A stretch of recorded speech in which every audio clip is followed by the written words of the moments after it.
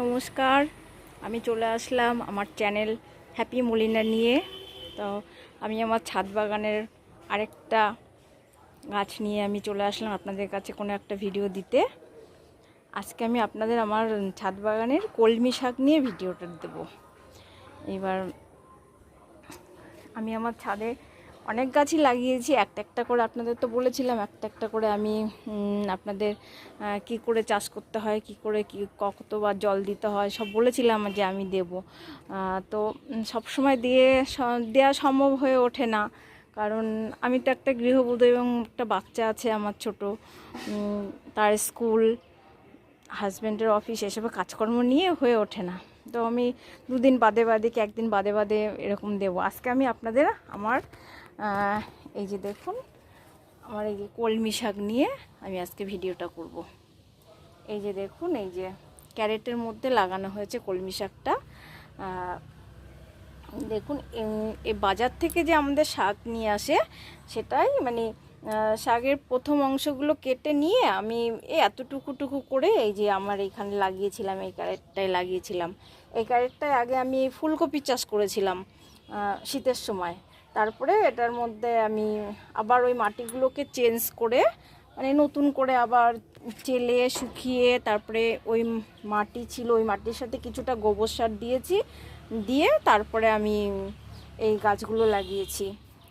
মানে পুরো মাটিটাকে আমি কিন্তু আবার শুকিয়ে তারপরে গোবর সার দিয়ে মিক্সড করে 10 দিন মতন রেখে দিয়েছি। রাখার পরে তারপরে কিন্তু আমি এই গাছটা, এই কলমি শাকগুলো লাগিয়েছি। কলমি শাক দ্রুত বৃদ্ধি পায়।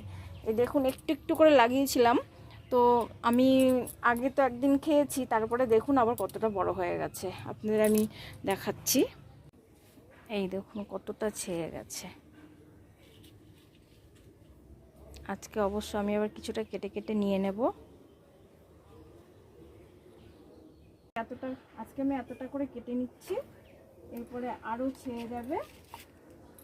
এই যে কতটা করে লম্বা হয়ে গেছে, তাই আমি এতটা করে আজকে কেটে নিচ্ছি। আজকে আমি ঘরে শাক করব।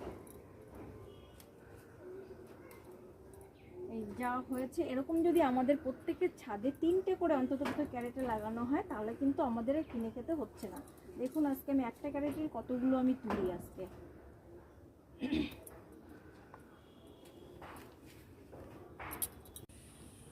এই দেখুন আমার অনেকটাই শাক হয়ে গেছে। এর সাথে আমি একটু লাল শাক, তারপরে সেচি শাক, এই যে এই শাকগুলো একটু নিয়ে নেব, তা আমার পুরো হয়ে যাবে। আমার কলমি শাক আপনারা দেখলেন ক্যারেটের মধ্যে লাগিয়েছি। অবশ্যই যদি আমার ভিডিওটা আপনাদের ভালো লাগে অবশ্যই আপনারা সাবস্ক্রাইব করবেন,